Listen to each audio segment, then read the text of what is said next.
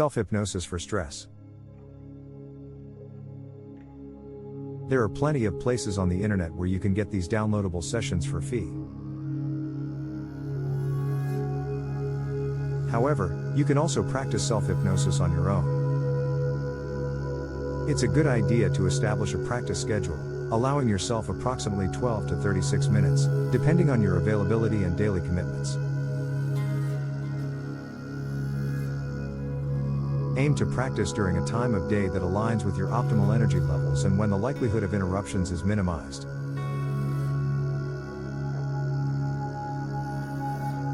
For optimal results, most individuals find it beneficial to practice in a reclined position that promotes comfort and relaxation, while minimizing distractions. If external noise poses a challenge, consider utilizing additional sounds to help mask it. Stereo music playing softly in the background or soothing white noise can be effective options to explore. There was a time when this would have taken an older or cheaper FM receiver without a noise suppressor. However, now you can just download something from YouTube. This should just be in the background and not too loud to be distracting. There are 4 basic divisions of a hypnotic induction, and they are relaxation, deepening, suggestion application, and termination. 1. Relaxation. Your primary objective during the hypnotic induction is to slow down and achieve a state of deep relaxation. However, it's important not to attempt to force your mind to relax, as that concept can be elusive. Instead, focus on initiating physical relaxation, which will naturally influence your mental state. Deep relaxation is a skill that many individuals have either not fully developed or lost over time. Some individuals find it relatively easy to achieve, effortlessly releasing tensions and allowing their entire body to become limp and relaxed. If you fall into this category, commence your self-hypnosis practice by prioritizing deep relaxation. Take ample time for this process, as it is not something to be hurried or rushed. The duration required for the relaxation phase of your self-hypnosis induction can range from approximately 21 minutes to just a few moments. It is a vital aspect of the induction process and should not be underestimated.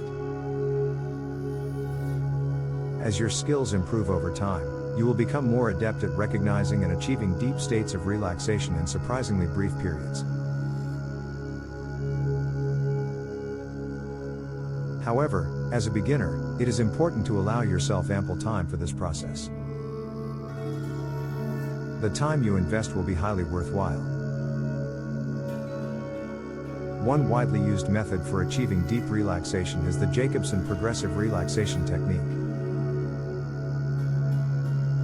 This method involves systematically tensing and then releasing each major muscle group in your body, such as the foot and lower leg on each side, upper leg and hip, abdomen, and so on.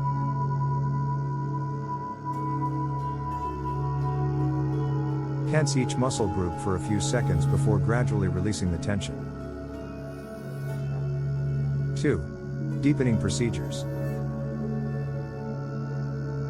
Once you have effectively completed the initial phase of relaxation during your self-hypnosis induction, you can proceed to further enrich and intensify your state of relaxation.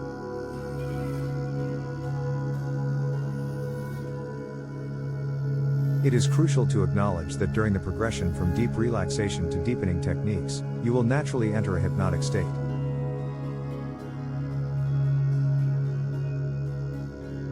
As a beginner, you may not immediately perceive this transition, but it will undoubtedly transpire at some point, whether sooner or later. One of the initial challenges for beginners is the inclination to actively search for signs of hypnosis. It is common to anticipate a noticeable shift in awareness or a distinct change in feelings, as if there were a definitive indicator proclaiming, "You have now entered a hypnotized state." Constantly monitoring for hypnosis will certainly hinder your progress if you do not let go of this mindset.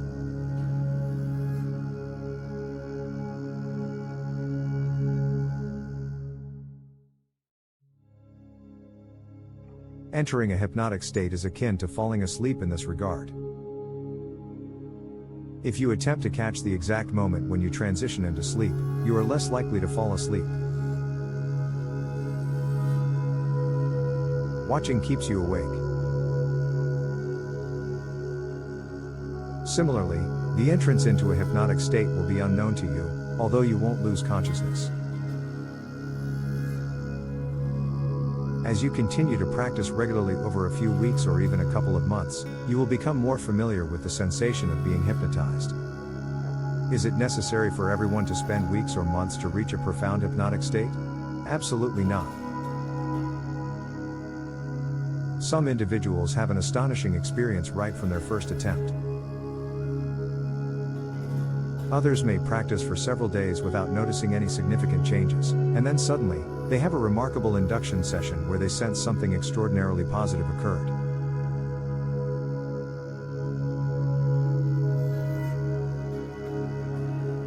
However, if you don't fall into either category, there's no need to worry. Simply persist with your practice, and eventually, you will achieve your goal. One of the widely recognized methods for deepening the hypnotic state is the countdown technique, which is frequently depicted in Hollywood movies along with the iconic swinging watch.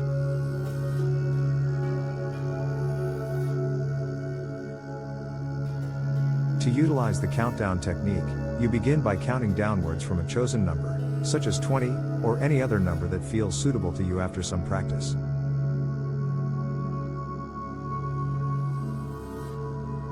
As you count, envision yourself effortlessly sinking into a deeper state of relaxation with each number. It's natural for various images and thoughts to arise during the process.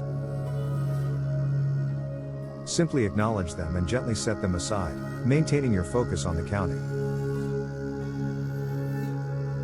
Find a natural and comfortable pace for your countdown, neither too fast nor too slow.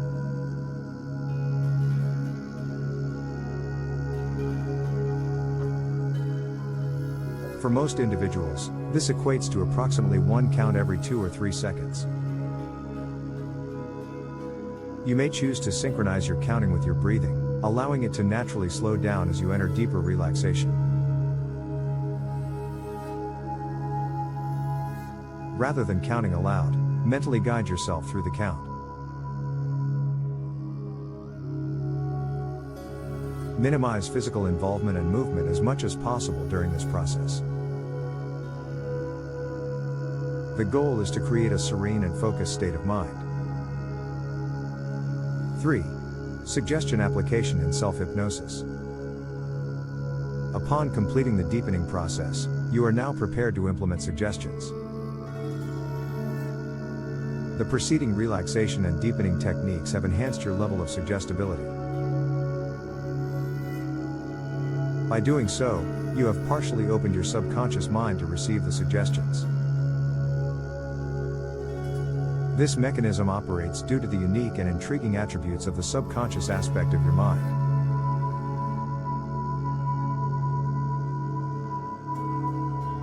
An effective approach to implementing suggestions is to pre-prepare them, ensuring they are well crafted, concise, and committed to memory.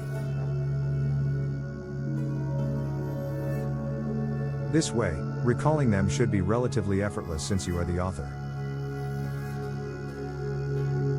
Once you have them readily available in your mind, you can simply guide your thoughts through them. Engaging in a monologue or internal dialogue is also an effective method.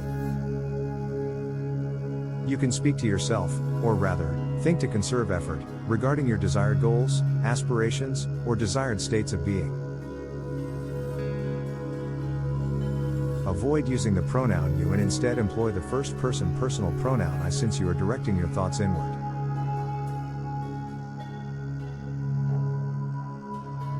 Some suggestions can be expressed concisely with a slightly formal tone, such as, "I am progressively reducing my food intake and attaining a slimmer physique each day."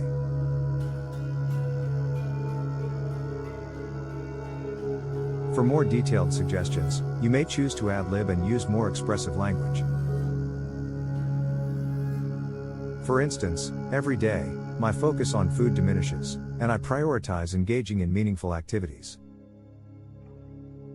Resisting indulgent desserts and other unhealthy foods is becoming effortless, and I am steadily making healthier choices. And so forth. In general, image suggestions are highly effective and often surpass the use of verbal language. These suggestions rely on visualizing rather than relying solely on words.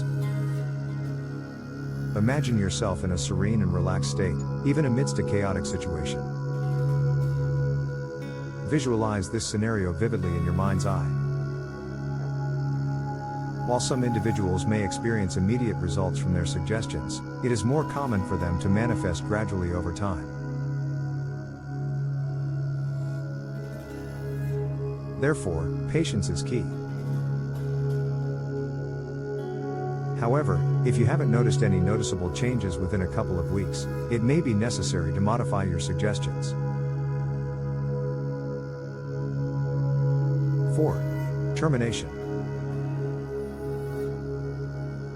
Upon completing the suggestion phase, your induction session concludes, and you can proceed to end your session. It is not advisable to simply open your eyes and resume your daily activities without a proper conclusion. Formally acknowledging the end of each session is essential. This action establishes a distinct boundary between the hypnotic state and your regular conscious awareness. It also prevents your self-hypnosis practice from inadvertently transitioning into a nap. If you desire to take a nap, it is recommended to do so separately, ensuring that the association between sleeping and self-hypnosis practice remains separate.